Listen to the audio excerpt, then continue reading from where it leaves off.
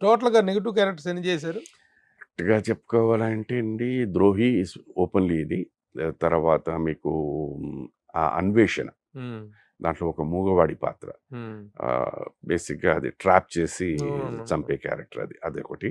And గజం కేవలం 15,500 రూపాయలతో 150 గజాల భూమి కేవలం 23 లక్షలు మాత్రమే. సరదాగా ఉన్న సినిమా. బట్ అది విలన్ని అంటే నెగెటివ్ టచ్ ఉన్నది కానీ 'లేడీస్ టైలర్.' మీకు క్యారెక్టర్స్ రావటంలో గాని, మీ క్యారెక్టర్స్ మీ కెరీర్ విషయంలో బాలసుబ్రహ్మణ్యం గారు మీరు సార్ అంటున్నారు బావగారినే. Yes sir.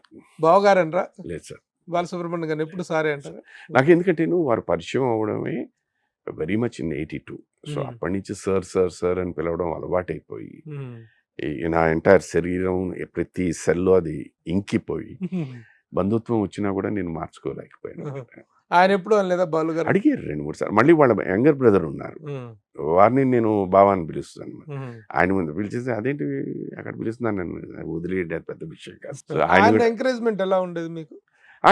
He never ever recommended anywhere. But ఇలా కూడా చెప్పాలి అని అనుకున్నా కూడా హ్మ్. నన్ను బాలచంద్ర గారికి పరిచయం చేశారు. హ్మ్.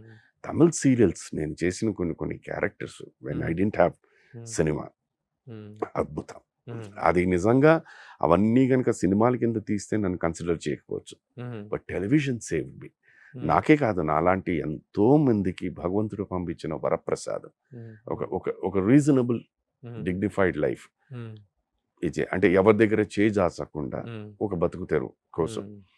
టెలివిజన్ అనేది చాలా చాలా గొప్ప వరం. మీకు ఆ కంటిన్యూటీ ఇచ్చింది. అది ఇచ్చింది. ఇట్ కెప్ట్ యూ ఇట్ అందుకనే I'm connected still with the audience. Shailaja గారుతో మీ మ్యారేజ్ అనేటువంటిది కన్ఫర్మ్ అయిన తర్వాత what was your first feeling అండి? అసలు అంటే ఇది లవ్ ఇది కాదు కదా అది. ఇది లవ్ అని కాదండి. హ్మ్. నా మొహాన్ని ఎవరు లవ్ చేయరు. అది షూర్ అబౌట్ ఇట్. వారిని యాక్చువల్‌గా నేను 1977 అండి. మా నాన్నగారు అప్పుడు బీహెచ్‌పీవీలో పనిచేసేవారు. He was a club secretary. హుహు. So, there was a musical concert మేము ఆర్గనైజ్ చేసాం. హుహు. సార్‌దిను అండ్ బాలు శైలజ గారిదును. Shailaja garu were the main singers. Hmm. And Jayaprada garu was one of the guests అనమాట. హుహుహు. సో, అప్పుడు స్టేజ్ మీద వారి పద్ధతి అది అప్పుడు I was still doing just finish my schooling. ఆహా! అబౌట్ టు ఎంటర్ ఇదనమాట. హుహు. పద్ధతి చూసి అంటే ఇలా ఉంటారా? డిగ్నిఫైడ్‌గా ఉంటారా? అన్నది. అది అనుకోకుండా అక్కడ చూసారా ఫస్ట్? ఫస్ట్ అక్కడ. హ్మ్. మీరు 10థ్ క్లాస్ అప్పుడు. నేను జస్ట్ ఫినిష్ మై 11థ్. 11థ్ ఓకే. Results okay. వచ్చేసాయి. I was about to join college. Hmm. Hmm. ఆ హాలిడే పీరియడ్‌లో నాన్నగారు ఈ ప్రోగ్రామ్ ఆర్గనైజ్ చేసినప్పుడు ఐ యూజ్డ్ టు ఫస్ట్ మీద ఆవిడ డయాస్ మీద చూసిందప్పుడు అప్పుడు మీరు. హ్మ్. మాట్లాడడం గాని, చూడడం ఏం గాని లేదా? ఏమీ లేదు. హుహు. ఈవెన్ సార్‌తో కూడా నేను ఎక్కువ ఇంటరాక్ట్ అవ్వలేదు. హ్మ్. హ్మ్. బికాజ్ నేను అక్కడికి వాళ్ళని వెళ్లి రిసీవ్ చేసుకునేటప్పుడు ఆర్కెస్ట్రా మెంబర్స్ అందరిని రిసీవ్ చేసుకొని జాగ్రత్తగా హుహు. వాళ్ళకి కావాల్సిన ఫుడ్ ఏర్పాట్లు అవన్నీ చూసుకోమని చెప్పేసి వెళ్ళిపోయారు. హుహు. మళ్ళీ నెక్స్ట్ ఫంక్షన్ అయిపోయిన తర్వాత నెక్స్ట్ డే మళ్ళీ వాళ్ళని ట్రైన్‌లో డ్రాప్ చేసాం. థాంక్ యూ అంటే థాంక్ యూ. అలాంటి మీరు ఆ ఇంటి అల్లుడు కావటం, ఆ అలయన్స్ ఇదే సెట్ అవ్వటం అనేటువంటిది ఇట్స్ రియల్లీ మనము నమ్ముతాం అనేటువంటిది నమ్మమా అనేటిది పక్కన పెడితే marriage or made in heaven అనేది. బట్ దీనికి ముఖ్య కారకులనండి లేకపోతే దీనికి నాంది పలికించిన వ్యక్తి ఎవరంటే మా గురువుగారు జంధ్యాల గారే. జంధ్యాల గారు. ఓకే. మనకి మన ఇంట్లో సాంప్రదాయాలు ఎలా ఉంటాయంటండి, ఎవరైనా మన ఇంట్లో కాలం చేస్తే, ఎస్పెషల్లీ అమ్మాయి ఉంటే ఆ సంవత్సరం పెళ్లి చేస్తే బావుంటుంది అని హ్మ్. అంటారు. అనుకోకుండా వాళ్ళ నాన్నగారు కాలం చేయడం,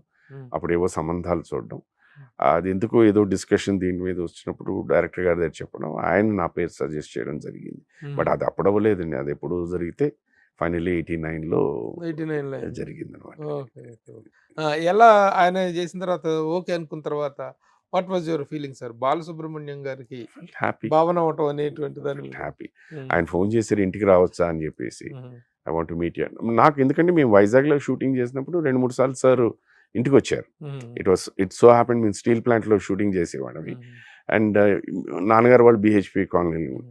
సో, ఉండేదంతా సిటీలో ఉన్నా గూడా they have to cross BHPV colony అండి. Hmm. So, 2, 3 times he had come home.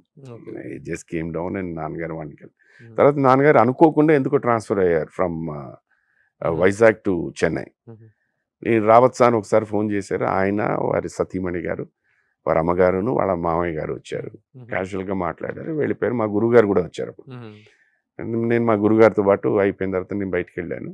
Next day morning మా అమ్మగారు లేపి వెళ్ళి ఒక పట్టు చీరను వెడ్డింగ్ రింగ్ తీసురా అని ఎవరికి అన్నాను నేను. నీకే నీ నిశ్చితార్థం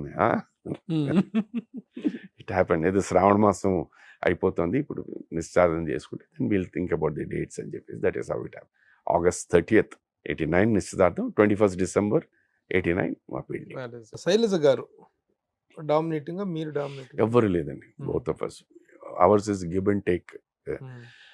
we are more like good friends అండి, more than like husband and wife కన్నా వీఆర్ వెరీ గుడ్ ఫ్రెండ్స్.